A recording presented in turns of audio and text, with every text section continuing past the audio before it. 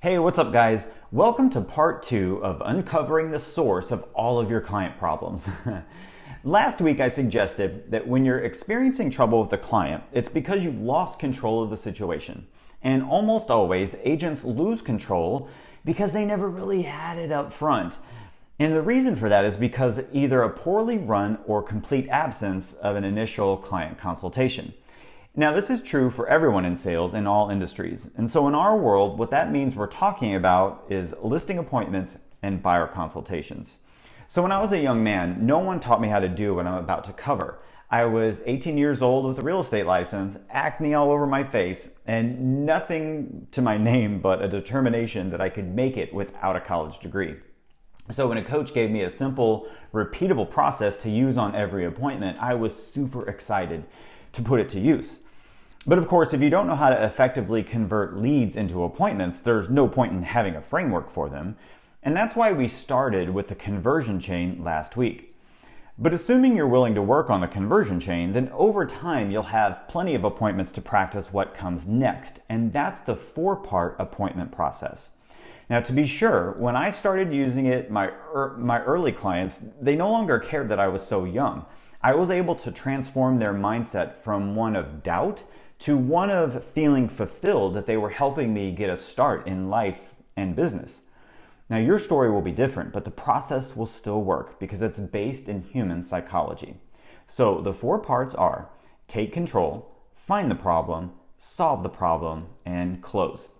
Now, I break down each one in great detail in my upcoming book, and until I can get that in your hands, here's how to think about it. It's less important that you follow some trainer who gave you their magic script, whatever that is, than it is that you design what you do and say around those 4 objectives. So, and here's the key, they have to be in order. So at the beginning of each appointment, you must take the responsibility to be the leader. The prospect doesn't know what needs to happen, so you have to somehow show them that you're taking control and that you have a plan. Next, and then where most people would say it's time to qualify the prospect, I want you to adjust your thinking. The process will do the qualifying for you. You don't need to do that. Instead, focus your energy on finding their problem. And to do that, you need to practice asking lots of questions. People want to move because of a change in their life, and even though you'll encounter the same changes often, like marriages and divorces or births and deaths, it's still important to ask about the situation in a way that allows each family to vocalize their problem to you in their unique way. And then you'll move on to solving the problem. And whereas your competition thinks this is where they give their marketing presentation, at a higher level, you can think of every service you present as a solution to their problem and show them how it furthers them to their goal. And when you talk in this way, you allow the prospect to feel like they're actually being heard. And then finally, at the end of every sales process must be the close.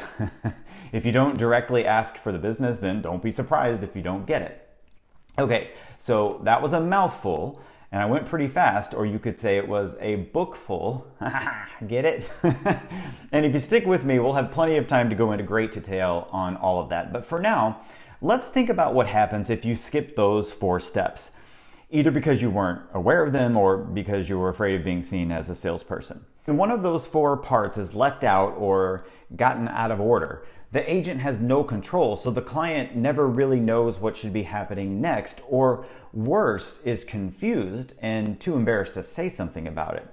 So often when the agent is not in control, the client fights for control instinctively, and then they begin making assumptions about everything because there's no clear leader in this process. And then those assumptions lead to stories that build up. And then eventually a trigger blows the whole situation up and it feels much bigger than it needs to. And when it blows up, the stories come flooding out that have built up over time. And of course, the client blames you. Now, the trigger I just mentioned could be anything from an absence of offers to a discovery on an inspection. But when it happens, I'm usually one who gets a call. And every single time I'm on a call like that, we can work backwards to find the spot where the agent lost control. And guess what? We always go back to the beginning. So if you find yourself in a mess like this, Do your best to clean it up and then grab a journal and allow your mind to wander back in time. Think back to the very beginning. What could you have done to set things up better? Or where might you have cut corners for convenience or because you didn't want to sound a certain kind of way? I mean, it's not always easy to look back at where you screwed up, but it's necessary for growth. And of course, you can always reach out to me if you need help figuring out what's been missing. Okay, guys, so another week closer to the book launch. I'm so glad you're watching. It's going to be a fantastic week ahead. Before you go, drop in a comment. Let me know what you learned from this video, and let's get out there and think bigger this week.